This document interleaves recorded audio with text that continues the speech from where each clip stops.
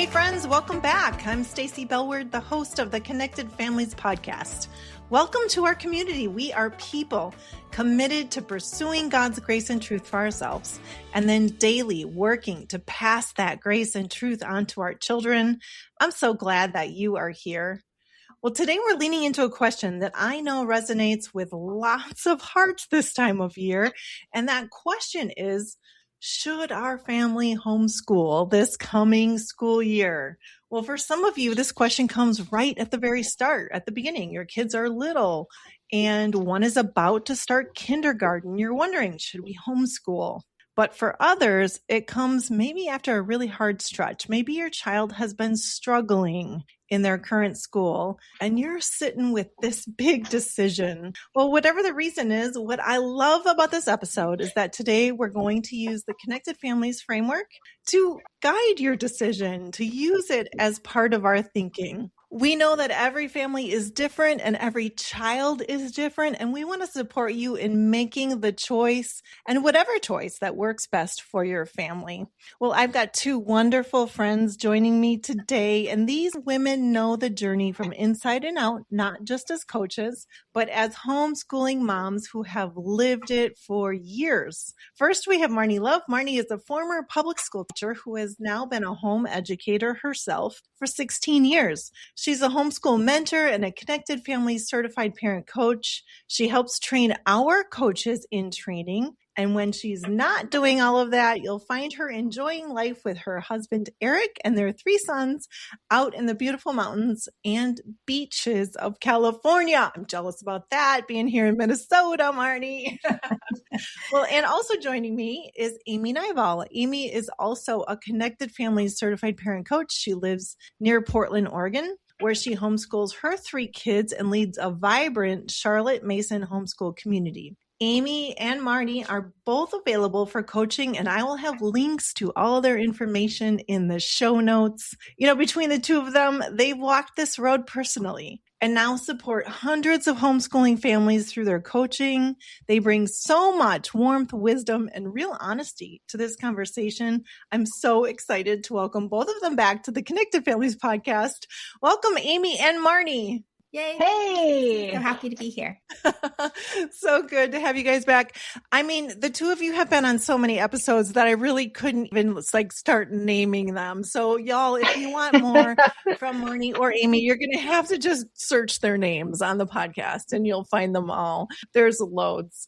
I'm excited to have this conversation. We've got questions from the CF community to answer today. Both of you, as I said in the introduction, have homeschooled your kids for years, and now you're coaches even specifically to homeschool families. Tell us your homeschool story. How did you start? Why did you start? Because that's what the people listening are asking. Like, how do I make this decision? So you tell us, how did you make the decision? Marni, why don't you go first? I actually was teaching in public school, and when I, had my son all ready to send him to preschool, and I just couldn't do it because I really wanted to do all those things with him. I loved just watching kids learn, watching their eyes light up when they learn new things. And I wanted to be part of that with him. We had cousins that were homeschooling. So I just kind of started off in preschool, creating our own co-op with friends. And it was so much fun. And we just never looked back.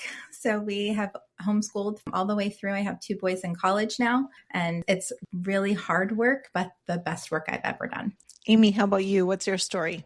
I didn't have my first child till I was 29. And so by then I had friends who had already had kids and were getting ready to put them in school. And they were kind of where Marni was. They were all just agonizing over their situations. And I thought, I want to think about this ahead of time. And so I just really, looked into it, read, just prayed about it and I went into it knowing that I wanted to homeschool and I wanted to be with my kids and I wanted my kids to be with me. And I found out as I got to homeschooling, there was only one really challenging part to that when you're together all the time, that's actually a really humbling thing. And so as much as I have loved, and just like Marni, like I found community and we never looked back, but that community also walked with us as we learned to parent. We'll talk about that today. Like homeschooling is parenting on steroids, as we sometimes say.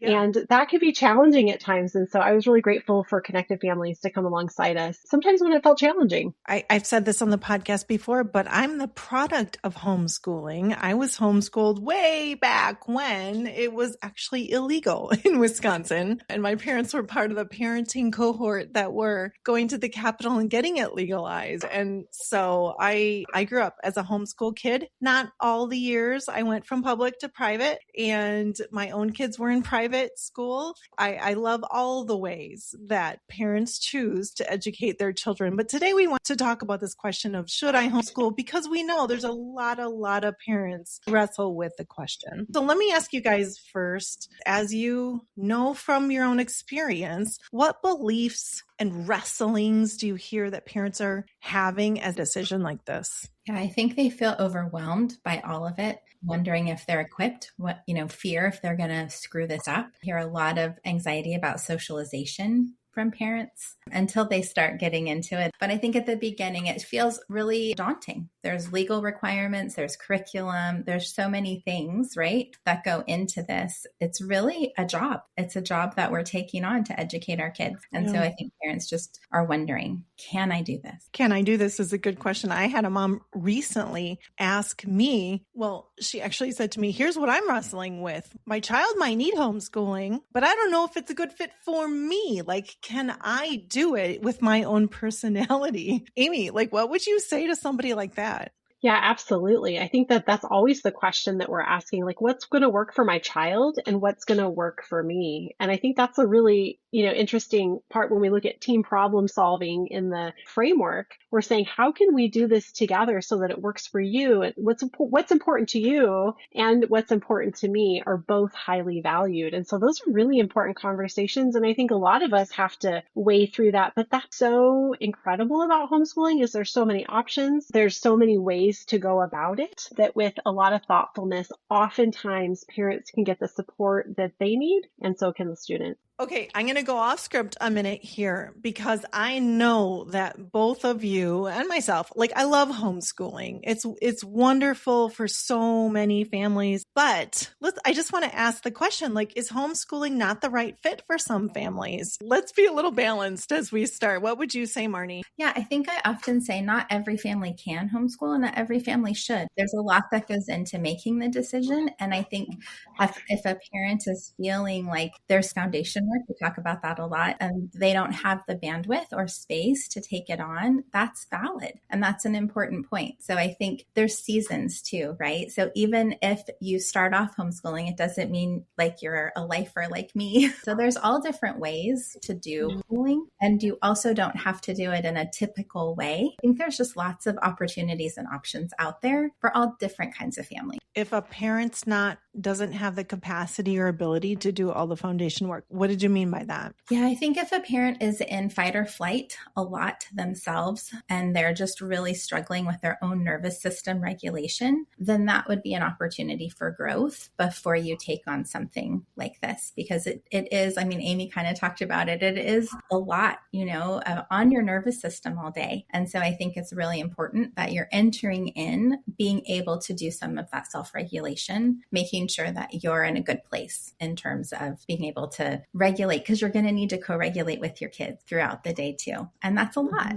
And so I think that when I talk about foundation work, really making sure that you're taking care of your basic needs and your nervous system. Amy, do you have anything to add? I just am thinking about even being an organized person. And man, I had to grow in that huge when I got started. You get all these books, you get all these crafts, and then it's just where do you put all this stuff, And those were not skills that came easy to me when my kids were little. It felt like a lot, but there is just so much. There's just a large arc for growth when you're in it together. And oftentimes when I'm coaching a family that's wondering, are we doing okay? Like I remember asking that, am I doing okay? How are we going? And I say, what is it that you need? Right? We're in that foundation saying, what's going on in me and what's it like to be my child? What does my child need and what do I need?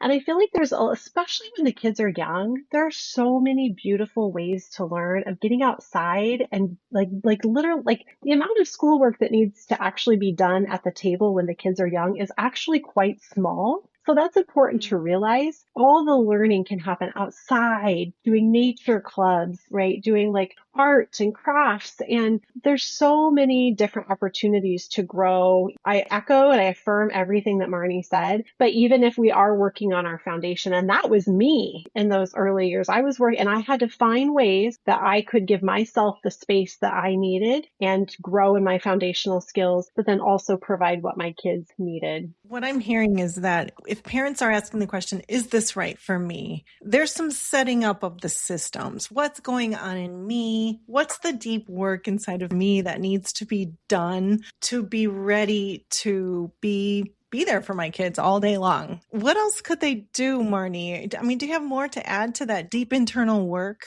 When I'm working with parents that are, maybe, and I was this parent, like I didn't find connected families at the very beginning of my homeschool life. And so I had to start that foundation work in the middle of homeschooling. And that was a priority for me. And I think getting help with that is really important, whether that's through parent coaching, whether that's through, just digging deep into the connected family space, being part of the CF community. Like, I think you need to think about the support that you need for yourself. And there's supports even for the organizational piece that you talked about, right? Like there's supports on all those levels. And I think it's just a matter of seeking those out and making that a priority. I just want to add to that, like, even if that means, and I think Marni hit on this about like downregulating your nervous system, like there's just a lot of taxing like on us, like in our body and our nervous system, and a lot that we have to show up to all day. I just remember getting a babysitter was a huge piece of support for myself because we moved to a community where I actually didn't have community for quite a while. And through that, I was able to build community, and we have an amazing homeschool community and co-op now. But even just getting a babysitter so that I had space to think and pray, and then that slow, low, and listening to the Holy Spirit. Like, are we giving this over to God to help us with this decision? Because I don't know about you, but I don't want to do anything if I don't have a green light from the Lord. And so I just think that that's so key to like lay that at the feet of Jesus and just be like, Lord, what does our family need and where are we going? Can you help us make this decision? It's our online community that's just about 2 months old. Hundreds of people in there. It's so exciting. I'm talking to Marni and Amy. Do you have any questions around homeschooling? And this was a question that Lori gave. She said, I think an often overlooked question is, how do I not pass on my own educational gaps and weaknesses to my child? I love that question because I can remember my mom even saying, David, my dad, you got to do math and you're going to do social studies because those are not my strengths. And so my mom never taught us math. And I think we're all grateful for that. And I'm still not very good at math. But he did his best. But I think that's part of the question we're asking today. Like, right, if I decide to homeschool, I'm responsible for all the subjects and I'm really not so great at some of them. So what do you say to that person? Well, I just want to say first, we all have educational gaps. I don't care what book you use, what school you go to, what homeschool you're from. We all have educational gaps. And I heard once a homeschooling conference, they said, if we can be like, okay, like if we can settle in knowing that there are going to be some gaps and that this education is actually your child's education and helping them like love to learn, right? Then we can, again, I feel like what they were really saying is what's going on in me? What's going on in me as I think about that? But then I think, where is that question coming from? Because sometimes we maybe look at others that come out of a different family culture than us and say, oh, I don't want to be like that. And so we're saying, what's your family culture? And where are you headed as a family? And the other key factor is there are so many resources out there. There are so many good programs and books and curriculum that they take you through what you need to fill that gamut. So I feel like we really have to ask, like, where is that question coming from? Yeah, we all have gaps in our education. People that went to Harvard have gaps in their education. Like, we're continually educating ourselves. Like, I had to learn a whole bunch of tech to start my business. Like, I had no idea what I was doing, right? What we're creating in the homeschool space, a lot of times you hear the term love of learning. And that's a beautiful thing, that when we can teach our kids how to learn, they can teach themselves the things that they need. We can outsource things. Math was not my strong suit either. And so we had a math tutor that came in once a week and just kind of shored some things up. I made sure to source the very best math curriculum. And then I redeemed my education in math because I sat with my son. So I think there's just, a beautiful, also redemptive quality in this conversation. You both said it's okay if I have weaknesses. There's lots of resources. It is my role as the parent to go and find what my children need. And when they get to be of an age where they can go after owning their own learning, then they can find things too. And I know, Marni, we've said this on, I think, other podcasts. Your homeschooling story doesn't really fit in a box. Like, the sky is the limit for what learning can look like. I love that about homeschooling. It was true for my own story too. Let me move on to the next level of the framework. We're going to have to move a little quicker, ladies, I think. But it's around love no matter what. So it's the receiving and the passing on to our kids. Faith, values. Yeah, I love Romans 8:39. It just says nothing in all creation will be able to separate us from the love of God that is in Christ Jesus our Lord. And I think when we can receive that for ourselves, then we can pass that on to our kids. And so we love to say, connected families and that toxic belief and the graceful truth. My child is not my report card. My homeschool day to day is not my report card. It doesn't form me. It informs me, right? So what happens in my homeschool informs me about where we need to go and the resources we need and where we're headed. And so I think just thinking about knowing that God loves me just the way that I am. He's helping me through this. We're going to move in a trajectory that our family can grow in. And I would just add that no matter what your decision is, God is for you and for each one of your children. Asking the Lord, what is your will for our family right now, right? It's about obedience and feeling that peace that comes when you feel like you have gotten an answer from the Lord and then you move in it. And you're not the best parent just because you're homeschooling. I want to say that because I feel like I've heard that. And I know a lot of listeners are in the U.S., a lot are outside of the U.S. That's kind of maybe a U.S. thing because homeschooling is pretty popular over here. I do want to say that oftentimes when people hear or learn that I homeschool, I feel like all of a sudden, like I get put up on this pedestal as if I'm some great parent. And I'm just like, no. This is hard work. And I think it is. It's just the different type of work that's going to work for our family and that God is going to call us to. I think you said it's hard work. So if you're a parent out there who's trying to decide, should we homeschool? It's hard work. This is a lot of work. It is not a small decision. And another element, Marni, in your experience, does homeschooling tend to strengthen the parent-child connection? Or have you seen it actually bring a strain to the relationship? And just what makes the difference? Yeah, I would say yes and yes. I definitely, like I said, didn't start out with connected families on my homeschool journey, and I could feel that I wasn't showing up the way that I wanted to, and it was putting a strain on relationship. And then I really dug into connected families framework, and it transformed my parenting. And here's the thing, it might sound scary to some people, but it's because we're with our kids every day, all day, there is added opportunity for us to practice. It just transformed not just me because of all the practice I was getting,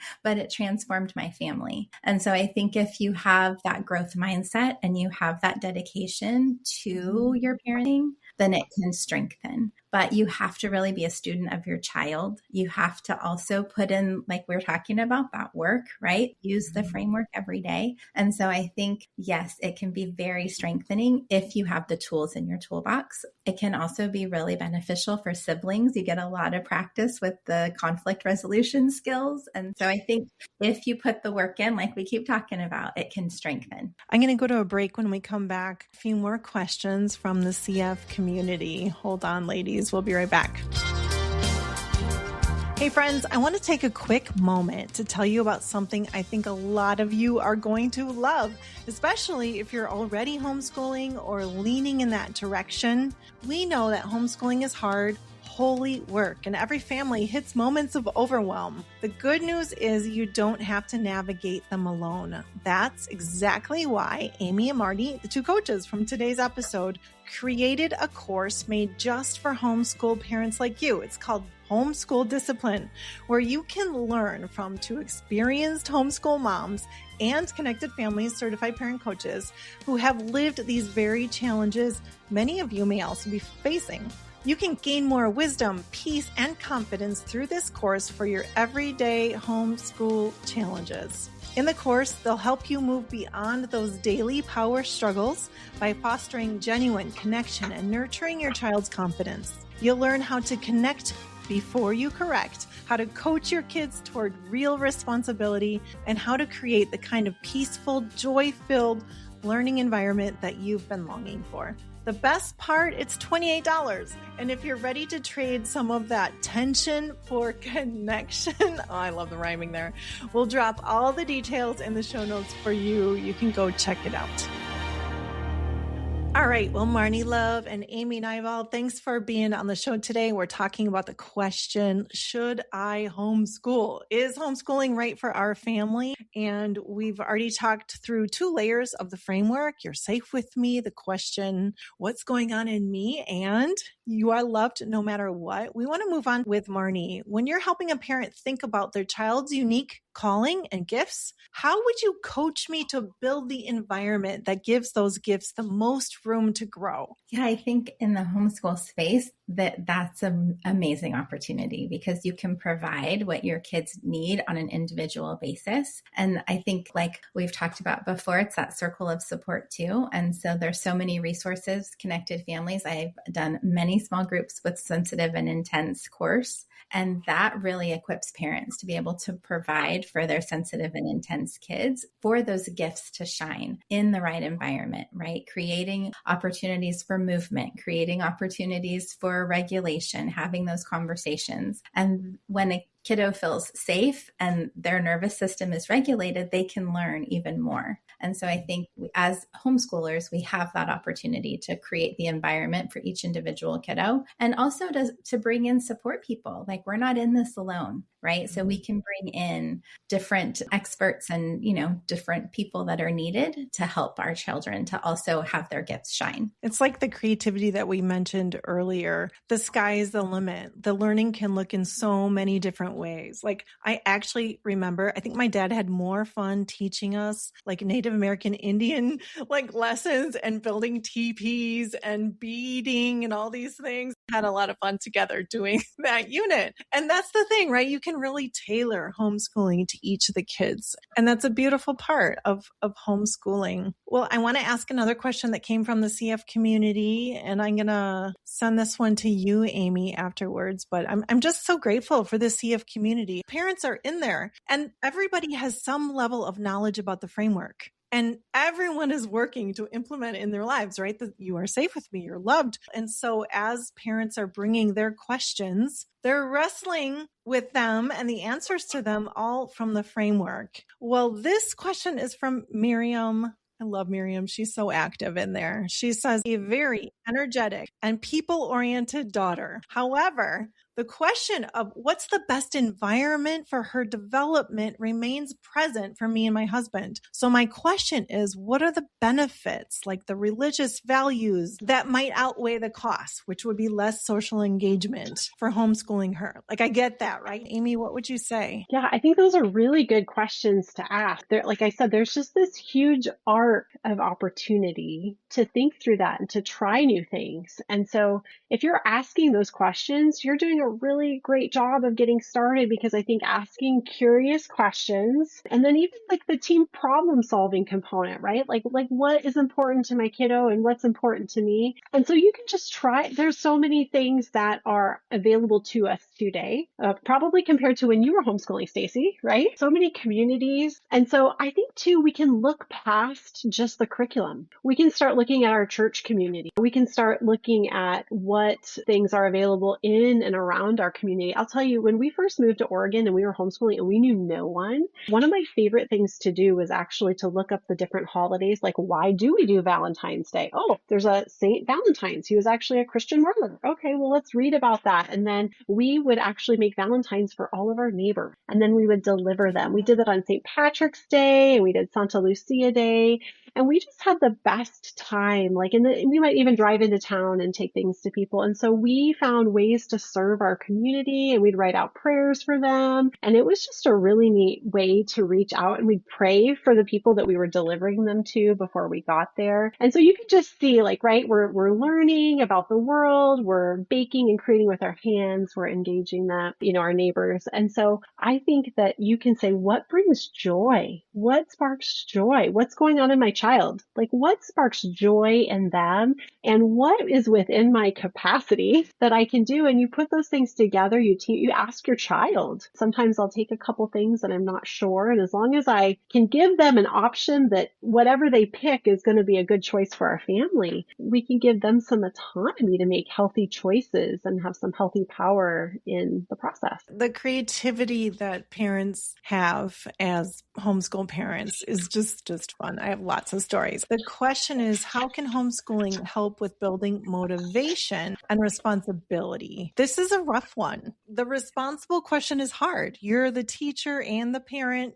and the child needs to get some stuff done today. Yeah. So this one is kind of a loaded question a little bit for me, because this thought of motivation really starts with coaching, right? We have to coach some skills first. So I often hear parents complain, my kid's not motivated, they're not doing their work, but we got to dig a little bit into that and figure out what's really going on with my kid, right? What's going on with me? Is the expectation meeting the ability level? Have I scaffolded this in a way that sets them up for success? Are there some lagging skills or executive function delays that I need to take into account? Mm-hmm. Am I inspecting what I'm expecting, right? There's so many layers to this. And so I think if you've done all those things, if kind of asking those questions and there's still an issue with motivation, what does motivate your child? I think that's an important thing to find out, right? Like, what is motivating? So for me, this is, yes, in the correction layer for sure, but only after you've done all of those coaching of skills. So if we've done all those things, some things we had in place for our boys where we don't have screens until our schoolwork is done,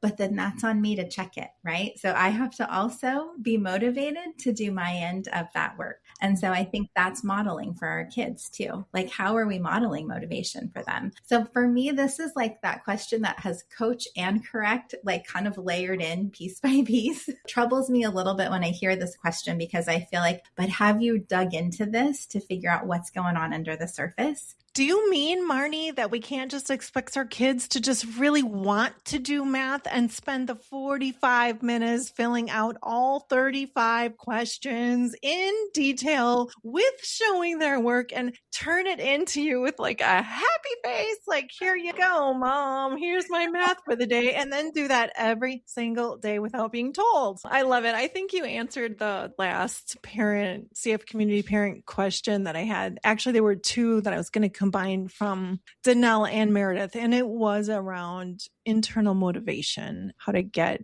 kids to want to learn and want to do the work and do the things. And so I thank you for that answer. It is about coaching. And I would say also, it's also got to be about the balance of the work too, and what you expect. And that's where I think from my own experience, even it was nice to have the flexibility to not have to do like exactly the curriculum that maybe the public school system made you do. The homeschool curriculum, like that's a tool. And I think parents get tripped up with that too. And so then they think my kid's not motivated to finish this curriculum. But it doesn't have to look that way. We can make it work for our kid. That's our opportunity. And connection also plays a big part in motivation. Sometimes kids want you to sit with them because they just want to connect. And so this is like one of those questions you really got to dig to figure out. I'm going to add in just really quick, Charlotte Mason quote. She's a British educationalist that I think really speaks into this beautifully. And the quote is, it says, at the end of a child's education, it's not about what the child knows, but for the number of things which the child cares for and the size of the room for which he sets his feet. And what we know is that when a child cares, well, then they know. And that's what we want. And they know more deeply and they know well. So I think that just really frames it up too, like thinking about how do I help my child care? And I see that in my kids, that they care, and it makes the whole process more delightful, and motivation takes its own place in that. I love both of your answers, because this top layer of the framework, you're responsible for your actions. That's the layer, but there's 3 layers under it that come first. And so what a beautiful opportunity to work with our kids and grow in skills and wisdom. And that's when the intrinsic value of learning and being responsible comes. So I just love that, you guys. It is always a delight to talk to both of you. I'm going to have links to both Amy Nyvall and Marni Love in the show notes. I said that before, but you can connect with them. Thanks for being on the show today, ladies. Thanks so much, Stacy. So fun to be here. Thanks, Stacy. Thanks for tuning in today, friends. Lots of links in the show notes for this episode. Do you know someone who's considering homeschooling? Forward this episode to them. I bet you they will thank you. Well, Connected Families is a nonprofit ministry made possible by The Table and other donors. The Table is a group of people from around the world who are committed to Christ-centered transformation in families. Their monthly giving equips parents and caregivers with biblical and research-informed resources that cut the overwhelm and guide parents well. Would you consider joining us at the table today? Well, for more information about Connected Families, follow us on Instagram, Facebook, or YouTube. Go to connectedfamilies.org. I will see you next time.